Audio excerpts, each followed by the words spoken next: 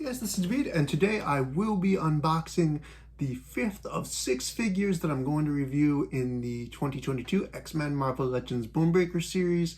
Previously, I reviewed from this set Sabretooth, Darwin, and Vulcan, and Siren. I'm still also going to review Havoc. I will not be reviewing Hot Claws Wolverine because I checked to make sure that I hadn't placed a pre-order for him, but I had, and so I went ahead and canceled that because I don't want that figure and I don't want to pay for it.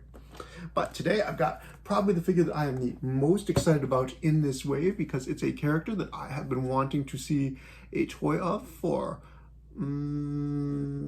probably about 25 years. It's hard to say exactly when because I can't remember exactly when the character of Maggott here was created, but he was in the 90s runs of Scott Lobdell and Joe Kelly. He was an addition to the team in that same time period as when Cecilia Rise and Mero were first added to the X-Men, and Maggott here was actually scheduled for an action figure way back in the day in the Fearsome Flyers set of X-Men by Toy Biz, but that figure unfortunately got canceled, and that sucked. But here we go, we finally have Maggott after all these years, along with his two super cool digestive system giant worm things, Eenie and Meanie. So let me flip him around here and we'll see what it says on the back of his box, which is Maggott's mutant power is his two giant slugs, Eenie and Meanie, that serve as his digestive system. Believe it or not, this is one of the most unpopular members of the main X-Men family ever. So it's not too much of a surprise that his Toy Biz figure got canceled as he was quickly written out in the 90s. He did appear in a singular episode of Generation X, the comic book, but he was not popular in that, and he was, he immediately decided to chase after a supervillain and never came back. But here we go. Here is Maggott, who Hasbro has found a way to force collectors to buy by packing him with the head for the Bonebreaker Build-A-Figure, which no Bonebreaker can be without. This will be the 5th of 6 chunks of Bonebreaker that I've been accumulating from this wave. I don't have to buy Wolverine, so I won't be. Let me bust Maggott out here. I'll leave the Bonebreaker head in the package because I'm not going to look. There's also a Bonebreaker gun down here, which I did not see before, but there it is.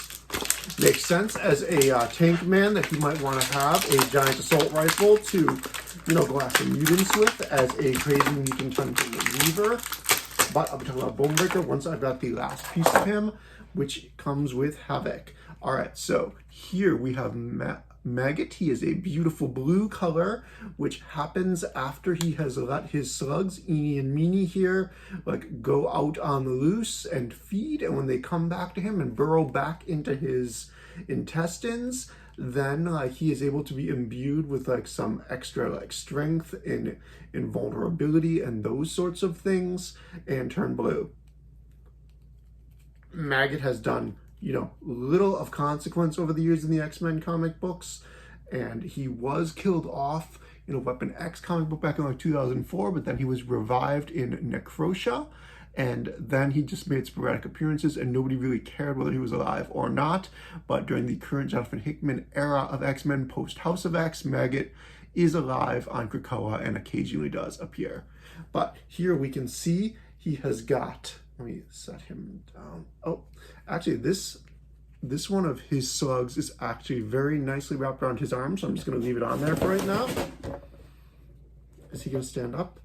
Nope, straight out of the package. His feet are kind of hinged downward. That wasn't great.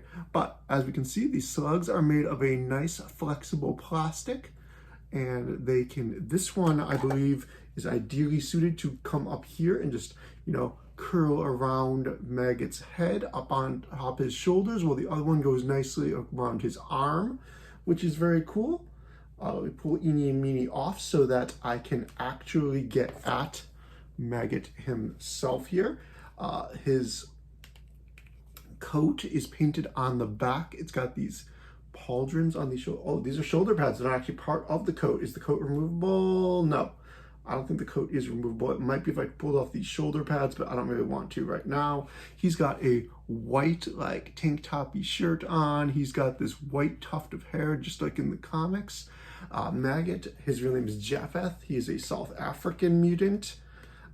I thought this character was really cool just because of his overall look and the fact that he had a really bizarre mutant power.